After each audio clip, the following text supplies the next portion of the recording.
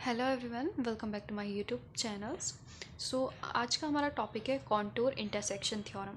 Matric space की हमारी पहले की सीरीज चल रही थी। इससे प्रीवियस वीडियोस में मैंने आपको कंप्लीट मैट्रिक्स और सीक्वेंस इन सभी पर वीडियोस मैं आपको मैट्रिक स्पेस में प्रोवाइड करा चुकी हूँ। आज हम बात करेंगे one of the most important theorem, contour intersection theorem. ये एक रिक्वेस्टेड वीडियोज़ है और मैं इस वीडियो को काफ़ी लेट अपलोड कर रही हूँ। उसके लिए मैं आपसे सॉरी करती हूँ, क्योंकि मेरी क्लासेस की वजह से कुछ मुझे टाइम नहीं मिल पाया और वेदर में हेल्थ इशू की वजह से, तो इस वजह से मैं ये वीडियो काफ़ी लेट आपको प्रोवाइड करा रही हूँ। आई होप आपके लिए काफ़ी अभी भी टाइम हो, आप इसको अच्छे से करें। उसके बाद वेरियस कैटेगरीज थ्योरम है, वो भी बहुत इंपॉर्टेंट थ्योरम है।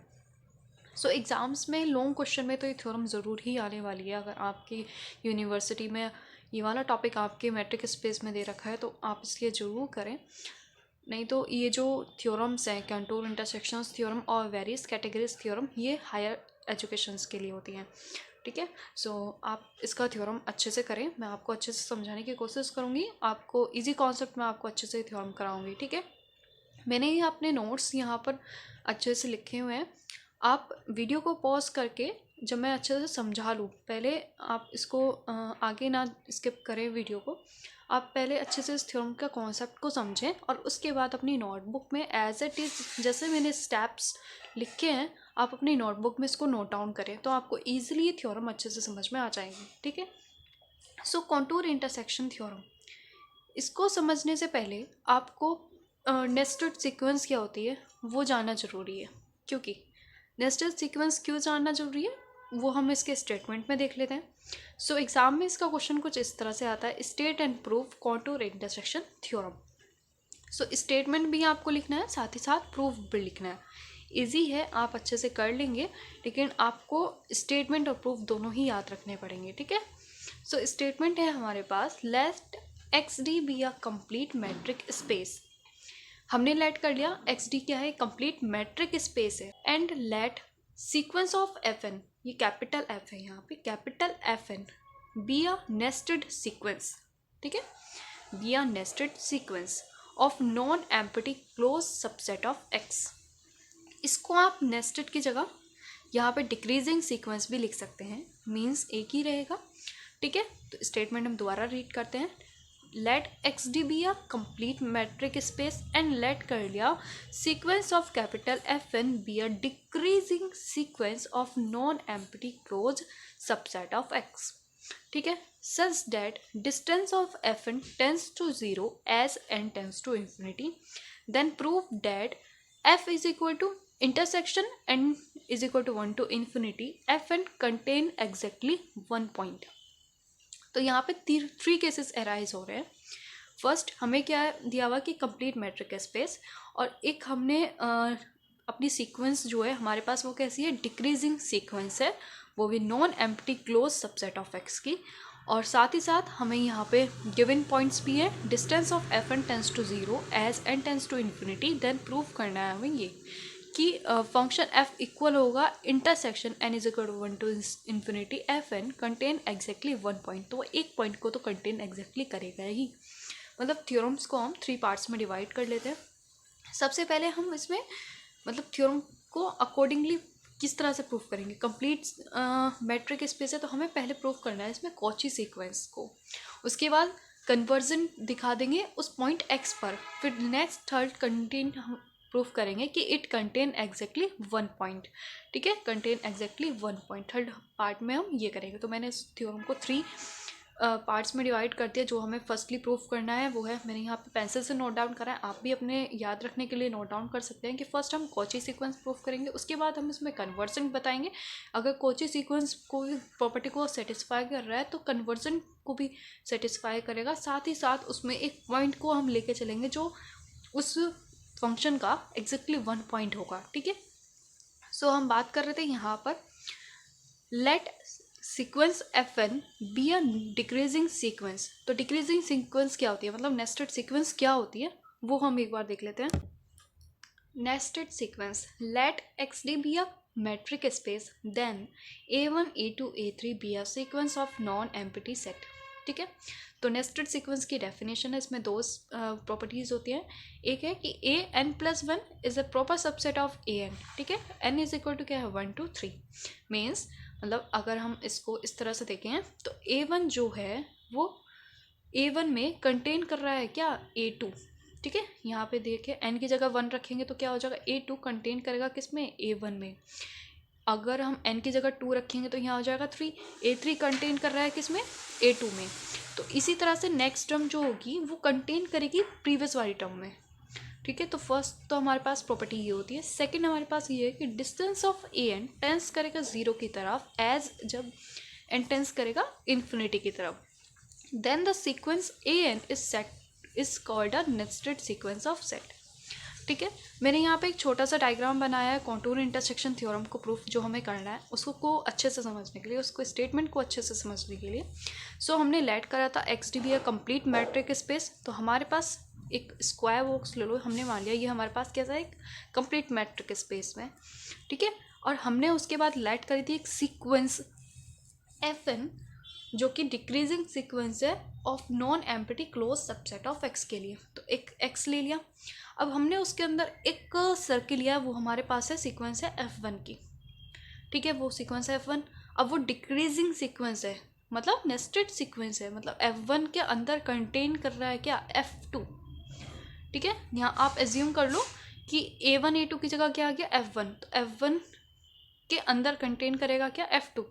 तो हमने इसी को कंटेन करा, f1 के अंदर आ गया एक f2, फिर f2 के अंदर आएगा एक f3, इसी तरह से कोई एक fn भी कंटेन करेगा इसके अंदर, ठीक है। और उसकी डायमीटर यहाँ ये d है, उसकी डायमीटर कुछ इस तरह से होगी कि d fn टेंस करेगा 0 की तरफ as N tends to infinity, मतलब वो और छोटा होता जाएगा आगे तक अगर जितना भी हम जाएंगे। तो हमें यही इस थ्योरम में कॉन्टूर इंटरसेक्शन में यही प्रूफ करना है कि वो एक पॉइंट हमें ऐसा मिलेगा जहाँ पर वो एग्जिस्ट करेगा, ठीक है। एक यूनिक पॉइंट देगा वो हमें। सो हमने थ्योरम का स्टेटमेंट भी देख लिया।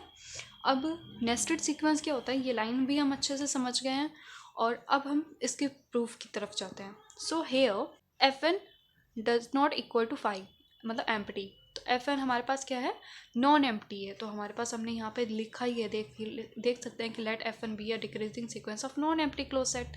तो एफ एन हमारे पास कैसा है नॉन एम्प्टी है।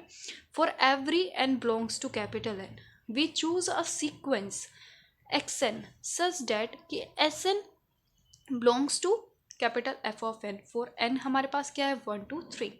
अब यहाँ पे होल्ड डाउन करें, हमने यहाँ पर एक सीक्वेंस क्यों चूज करी है क्योंकि हमें फर्स्टली प्रूफ करना है इसमें कोची सीक्वेंस को। तो we shall show that sequence of X N is a Cauchy sequence in X, ठीक है।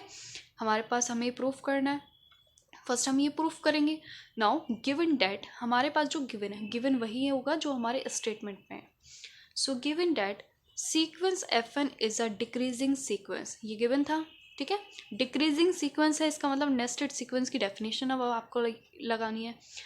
सो एफ एन प्लस 1 कंटेन करेगा एफ एन में फॉर ऑल एन के लिए, ठीक है।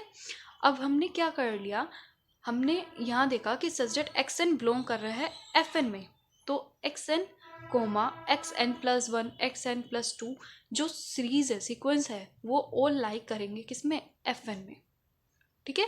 अगर एक्स एन तक जा रहा है तो हम X N plus 1 X N plus 2 वो भी सब कंटेन करेंगे किसमें एफ एन में, lies in F N.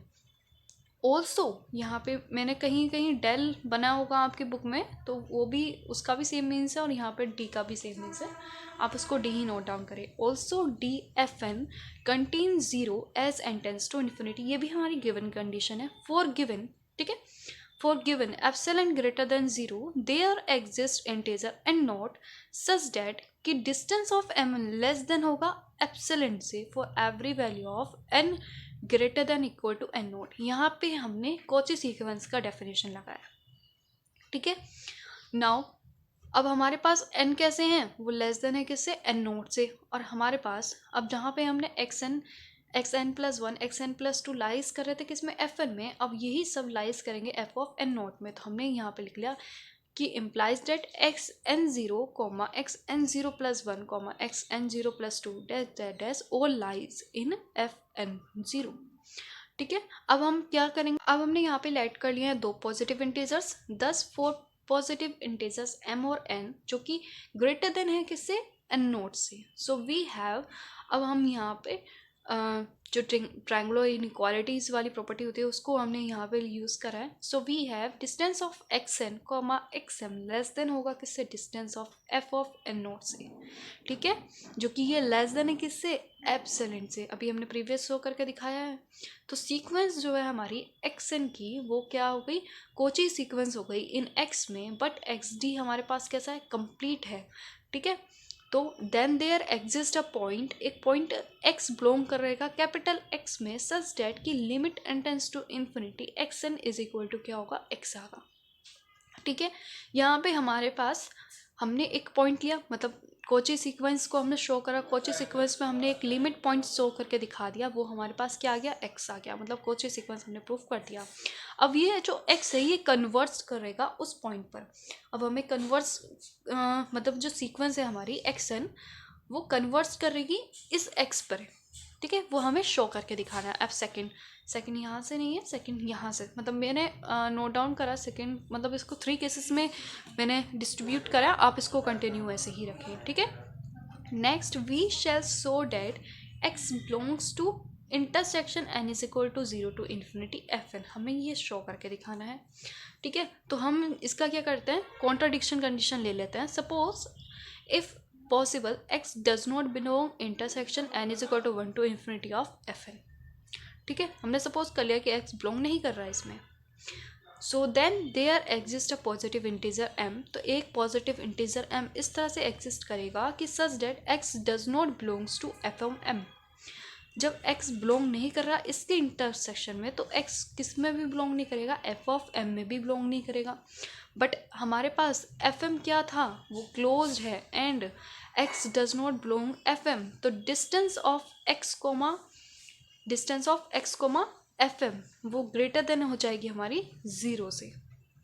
So let distance of x comma fm is equal to r, हमने रेडियस ले लिया r जो कि ग्रेटर देन है किससे, 0 से।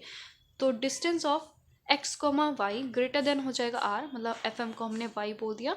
For every value y belong करेगी किसमें, इस fm में। ठीक है, दो ओपन स्पेयर लिए। सो फर्स्ट हमारे पास एक जो ओपन स्पेयर है वो fm है, जिसके हमारे पास क्या हो गया, SR/2 of x। Thus the open sphere SR/2 of x and FN are the clearly disjoint, वो ये कैसे शो कर रहे हैं, डिसजॉइंट है। सो दैट्स मीन कि n ग्रेटर देन होगा m से, तो FN जो हमारा है वो सबसेट होगा किसका, FM का। सो xn बिलोंग करेगा FM में, सो xn बिलोंग करेगा fm में, फॉर इम्प्लाइज जब xn बिलोंग करेगा fn में। ठीक है, लेकिन हमने क्या मान के चले थे कि xm बिलोंग ही नहीं कर रहा है fm में, लेकिन xm बिलोंग करेगा fm में कब, जब xn बिलोंग करेगा किसमें, fn में। क्योंकि देखो xn जो है अगर हमारे पास fn में बिलोंग करेगा तो fn क्या किसका सबसेट है, f ऑफ m का, इसलिए। सो हमने जो कंडीशन ली थी कि xn does not belongs to XR/2 of x, जो ये xn है ये बिलोंग नहीं करेगा किसमें, इस ओपन स्पेयर में SR/2x पे। This implies since the sequence converts कर रही है x पर, मतलब x जो है वो बिलोंग करेगा intersection n is equal to 1 to infinity of fm, मतलब जो हमने अपना एजम्पशन लिया था वो हमारी क्या हो गई, कॉन्ट्राडिक्ट हो गई हमारी कंडीशन। ठीक है, सो नाउ अब हमें यूनिक पॉइंट बताना है, एग्जैक्टली अ वन पॉइंट। ठीक है, हमारे पास ये आ गया function. Now to show that x belong intersection n is equal to infinity fn is unique. If possible let कर लेंगे कि let y be another point in intersection n is equal to 1 to infinity of fn। ठीक है, तो late then y belong करेगा किसमें, इस fn में, फॉर एवरी n के लिए। ठीक है, हमारे पास fn एक सर्किल है जिसकी डायमीटर कितनी है, d ऑफ fn, मतलब एक पॉइंट हमारे पास पहले से ही था ऑलरेडी इसमें x। ठीक है, अब दूसरा पॉइंट हमने लेट कर लिया है y, तो ये दोनों जब मतलब दो पॉइंट्स एक साथ कंबाइन हो रहे हैं यहाँ पे, आई होप आपको अच्छे से शो हो रहा है। हाँ, जब दोनों पॉइंट कंबाइन हो रहे हैं तो हमारे पास क्या हो रहा है कि distance of X comma Y, मतलब दोनों की पॉइंट की डिस्टेंस जो होगी वो लेस देन होगी diameter of F of N से। ठीक है, सो यहाँ पे हमने इसी चीज़ को हमने यहाँ पे लिख दिया है, distance of X comma Y less than हो जाएगा डिस्टेंस ऑफ एफ एन से फॉर एवरी एन के लिए, but since it is a given that, लेकिन हमें कंडीशन में गिवन डैट है कि distance of F N tends करेगा जीरो की तरफ as N tends to infinity. ठीक है, now taking the limit N tends to infinity, तो distance of X comma Y less than हो जाएगा जीरो से, so but distance of X comma Y also greater than और zero. ठीक है, अगर ये डिस्टेंस लेस देन होगी जीरो से तो हमारे पास क्या नेगेटिव में आएगी वैल्यूज़। ठीक है, डिस्टेंस को हम नेगेटिव नहीं लेते, तो हमने मान लिया कि बट डिस्टेंस जो है वो हमारे पास ग्रेटर देन जीरो है, जो कि ऑलवेज ट्रू होती है since distance of X comma Y equal to zero. That's mean कि जो पॉइंट हमारे पास ऑलरेडी था एक्स, वो इक्वल हो गया अनदर पॉइंट के वाई के लिए, और एक्स किस में बिलोंग कर रहा है, एक्स किस में बिलोंग कर रहा है, intersection N is equal to 1 to infinity F N, जो हमें एक यूनिक पॉइंट दे रहा है। ठीक है, is a unique point, so hence proved. So ये थ्योरम आई होप आपको अच्छे से समझ आई हो। मेरी ये नोट्स आप अपनी नोटबुक में ऐसे ही कॉपी डाउन करें और अच्छे से एग्जाम्स में इस थ्योरम की प्रैक्टिस करें, 2 से 3 बार अपनी नोटबुक में लिखें और इस थ्योरम को अच्छे से समझें। बहुत ईजी है, आप अच्छे से कर लेंगे। So thank you for watching, मिलते हैं नेक्स्ट वीडियो में। Keep watching.